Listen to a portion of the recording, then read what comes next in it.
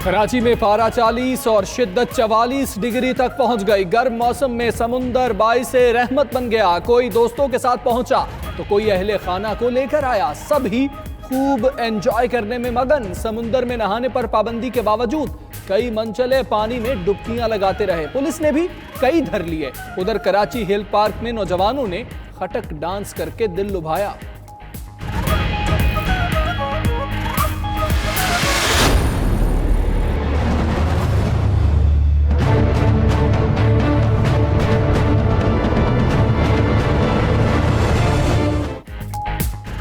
ईद का दूसरा रोज भी गुजर गया, पानी ना आया। शहर कायद के रिहायशी बूंद बूंद को तरसने लगे।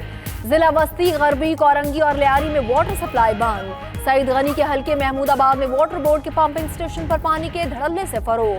शहरी पैसे देकर पानी खरीदने पर मजबूर। 92 न्यूज ने मामला सामने लाया तो वाटर बोर्ड का अमला मुजाहमत पर उतर आया। मुनज़्ज़म माफिया के जरिए मसनूई बहरान पैदा किया गया है। वज़ीर बल्दियात सईद गनी भी बेबस।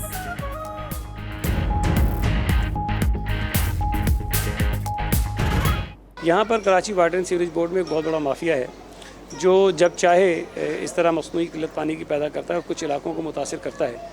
और मुझे अभी से नहीं 2-3 महीने पहले से पता था, अंदाज़ा था कि इस किस्म की हरकतें होंगी और उन लोगों ने की होंगी। मलिका कौसार मरी में तेज हवाओं के साथ मूसलाधार बारिश। मौसम खुशगवार हुआ तो गर्मी के सताए सयाहों की मौजें लग गईं। खैबर पख्तूनख्वा समेत दीगर सयाहती मकामात पर भी खूब रश। सवात के फिजा घट पार्क और 4 सद्दा के सियाहती मकाम। सरदरियाब पर फैमिलीज के डेरे। झील सैफुल मुलूक जाने वाला रास्ता 5 माह बाद खुल गया। उधर कोयटा में भी शहरी एंजॉय करने तफरीही मकामात पहुंच गए।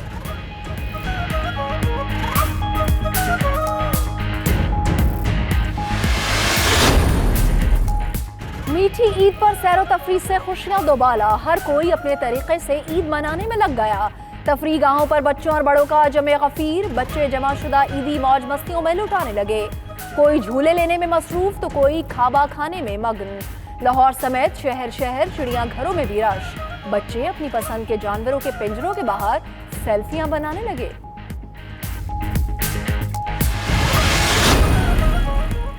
घर घर सज गए दस्तरखान। मीठे और तीखे पकवान, भुना हुआ कीमा, मटन कड़ाही, चपली कबाब और लजीज बिरयानी देखते ही मुंह में पानी आ गया। कल के मेजबान आज बन गए मेहमान। अजीजो अकारिब की मेल मुलाकातें हुई तो हर सू कहे बिखर गए। हल्ला गुल्ला जोबन पर। खवातीन का ज्यादातर वक्त किचन में ही गुजरने लगा, मगर लड़कियों ने तो सज धज में सबको पीछे छोड़ दिया।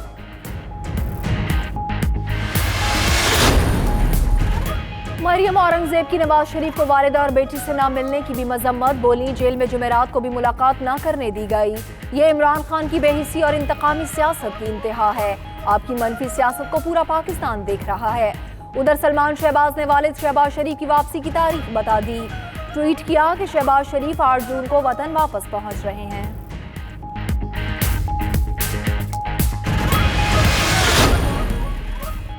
मरियम सफदर वालिद को मुल्क कौम पर तरजीह ना दें। आइन और कानून ने सजा दी है तो इसे तस्लीम भी करें। आइन और कानून को अपने ताबे करने वालों को पहली दफा कानून के ताबे होना नागवार गुजर रहा है। फिरदौस आशिक अवान का रद्द अमल। मजीद कहा कि शहबाज शरीफ साहब, कानून आपकी आमद का मुंतजर है। उम्मीद है आप बेटे और दामाद को भी साथ लाएंगे।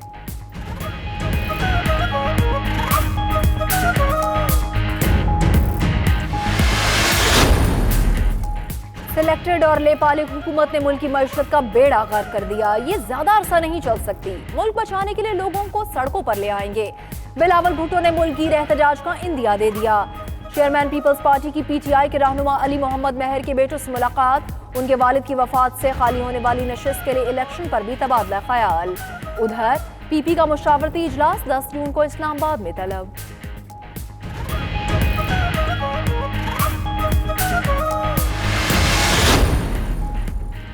फवाद चौधरी की चांद के मामले पर फिर एंट्री। ईद उल अजहा और यकुम मुहर्रम के बारे में पेशगोई करके नई बहस छेड़ दी। ट्वीट किया कि ईद उल अजहा 12 अगस्त और यकुम मुहर्रम 1 सितंबर 2019 को होगा।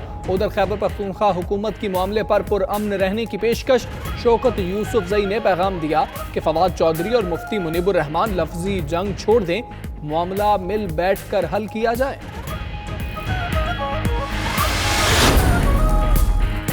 फैसलाबाद स्टेशन के करीब कराची से आने वाली कराक्रम एक्सप्रेस की बोगी पटरी से उतर गई, जिसके बायस कराची ता लाहौर और रावलपिंडी ट्रैक पर ट्रेनों की आमदोरफ्त मुकम्मल बंद।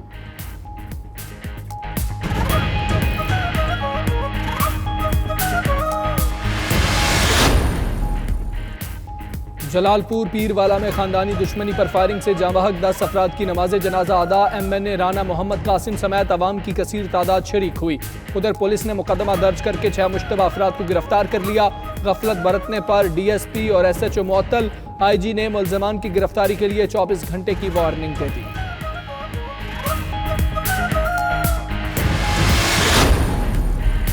रमजान मुबारक में भारतीय फोर्सेस की बर्बरियत की इंतहा, एक माह में 34 कश्मीरियों को शहीद और 497 को शदीद जख्मी किया।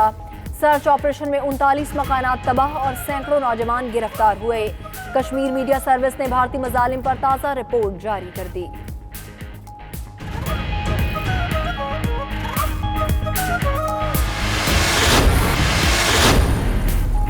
YouTube का नस्ल परस्ती और तासुब पर मबनी वीडियोस पर पाबंदी लगाने का ऐलान। पॉलिसी का इत्तलाक आज से ही होगा।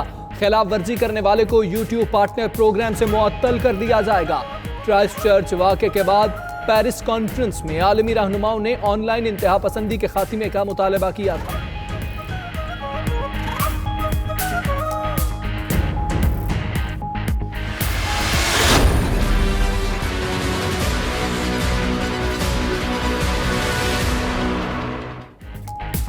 रूस के शहर कोनाको में सालाना फ्लाई फेस्ट का इनेकाद, 17 ममालिक के 54 जांबाजों की शिरकत।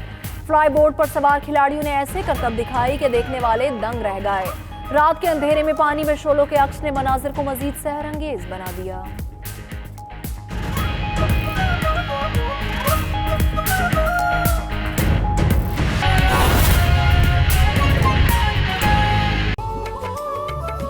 बिस्मिल्लाहिर्रहमानिर्रहीम, अस्सलामुअलैकुम। आप देख रहे हैं 92 न्यूज़। मैं हूं हमजा तारड़। आपके साथ इस बुलेटिन में मैं हूं मदीहा मसूद। हेडलाइंस आप जान चुके हैं। खबरों से पहले आपको बराह रास्त ले चलेंगे रावलपिंडी। शेख रशीद मीडिया से बात करें। पाकिस्तान का कोई शहरी, कोई मुहिब्बे वतन आदमी इंडिया के तज्जियों को पढ़ता है। कोई ज़रूरत नहीं है, मेरा ख्याल है, हमें इंडिया के तज्जियों का नोटिस लेने की। यहाँ ना कोई पढ़ता है, ना उस पर यकीन करता है, ना और हमारा ईमान है कि इंडिया हर वो बात करेगा जिससे पाकिस्तान की मईशत को और पाकिस्तान की सियासत को नुकसान पहुँचे। बिला वजह इंडिया के तज्जियों को लिफ्ट करा के खाम खा लोगों को बताया गया कि इंडिया ने कोई तज्जिया पेश किया दिफा में कटौती के। कोई कौम की दिलचस्पी नहीं है। पाक फ़ौज के साथ ये 20 करोड़ लोग शाना बशाना खड़े हैं और मुल्क तब टूटते हैं जब खुदा न खास्ता फ़ौज टूटती है। इराक़ में ऐसा किया गया, लीबिया में ऐसा किया गया, सीरिया में ऐसा किया गया, यमन में ऐसा किया गया। हमारी एक अजीम फ़ौज है, सारी कौम उस फ़ौज के पीछे खड़ी हुई है और हमें फ़ख्र है अपनी अजीम फ़ौज पर। हमें कोई ज़रूरत नहीं है, नाम नोटिस ले रहे हैं। और मेरा अदारों से भी ये गुजारिश होगी कि कौम को ये न बताया जाए कि जी कोई तज्जिया आ गया। लानत भेजो इंडिया के ऐसे तज्जियों पे। अकेला शेख रशीद काफ़ी है। इंडिया के मीडिया को जवाब देने के लिए खुद इंडिया ने इतराफ़ किया है कि 2 बिलियन और 13 करोड़ लोगों ने शेख रशीद को सुना है।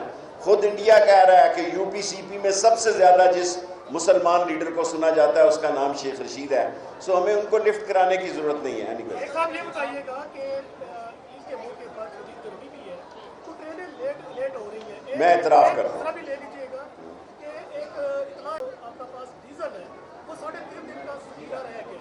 इसके ऊपर अल्लाह के फजल व करम से हमारे यहाँ पानी की शॉर्टेज पैदा हुई है। मैं माफ़ी चाहता हूँ क्योंकि हमें अंदाज़ा नहीं था कि हम सड़क से इतना पैसेंजर उठाएंगे। हम इन सारे लोगों ने सारे पैसे इंजनों पे लगा दिए और ये ऊपर वैगनों पे लगा दिए। हमारे पास बेइंतहा डीजल है।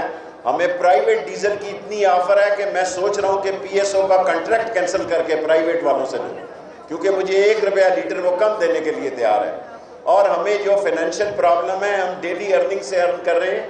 और मैं फिनांस के मिनिस्ट्री कैबिनेट में फिनांस वालों के लोगों एक्सपर्ट से बात कर रहा हूँ। मुमकिन है पाकिस्तान रेलवे ईद के बाद अपना बॉन्ड जारी करे।